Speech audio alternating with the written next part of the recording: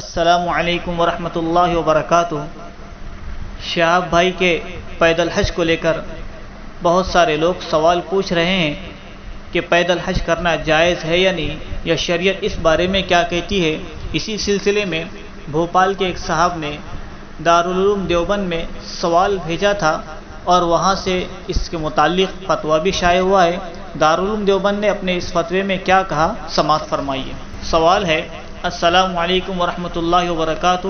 بھائی شہاب جو کہ پیدل سفر حج کے لیے نکلے ہیں، ان کے اس عمل کے بارے میں علماء دیوبند کی کیا رائے ہیں؟ پیدل حج کرنے کا شرعی حکم۔ بسم اللہ الرحمن الرحیم، حامدا و مصلیٰ و مسلمہ، الجواب و باللہ التوفیق۔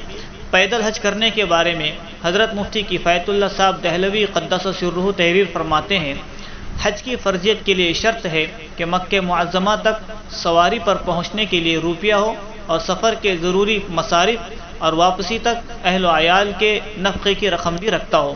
جس کے پاس اتنی رقم نہ ہو کہ وہ سواری پر جا سکے، اس پر پیدل جا کر حج کرنا فرض نہیں۔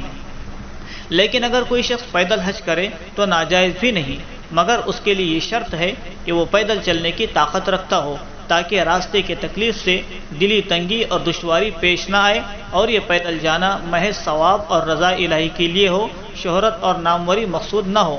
اپنے اس فعل کو اخبارات اور اشتہارات کے ذریعے شہرت دینا ناجائز ہے کہ اس میں سوائے شہرت کے اور کوئی فائدہ نہیں ہے۔ جن بزرگوں نے ایسے کام کیے ہیں، انہوں نے حتی الامکان چھپانے کی سعی کی ہے، اور اس کی غرض بھی ریاضت اور قہر نفس ہے، نہ کہ اتباع سنت، کیونکہ حضرت صلی اللہ علیہ وسلم نے نہ پیدل حج کیا اور نہ ترغیب دی، بلکہ ایک عورت نے منت مانی تھی کہ پیدل حج کروں گی، تو آپ صلی اللہ علیہ وسلم نے اس کے بارے میں فرمایا تھا، مروہا فترکبا، کہ اس کو کہو کہ سواری پر جائے۔ نیز حضور صلی اللہ علیہ وسلم نے ایسے دشوار اور مشقت کے کام اختیار کرنے سے منع فرمایا ہے۔ خذوا من الاعمال ما تطیقون فإن اللہ لا یمل حتی تملوا، صحیح مسلم۔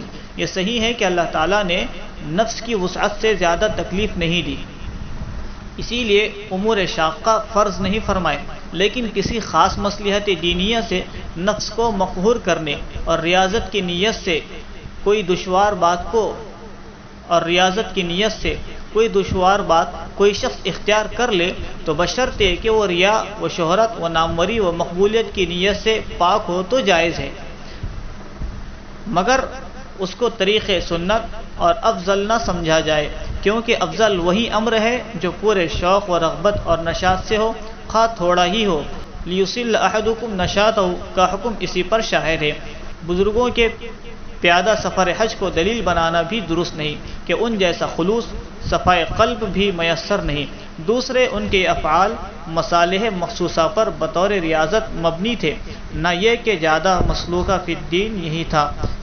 کفایت المفتی جلد نمبر 4 صفحہ نمبر 349، صفحہ نمبر 350، دارالاشاعت کراچی، اور اسی طریقے سے نیچے مفتیان دیوبند کی دستخطیں موجود ہیں۔